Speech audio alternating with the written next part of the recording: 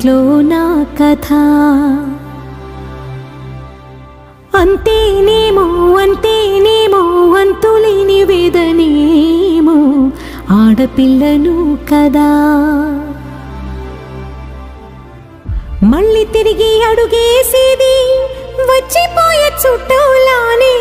నేను పుట్టి పెరిగిన ఊరికి ఇంకా పైన పొరుగురిదాన్ని కట్టదాటి గంగ నేడు కంట పొంగెనే ఎంత ఎంత యాతనో ఎంత గుండె కోతనో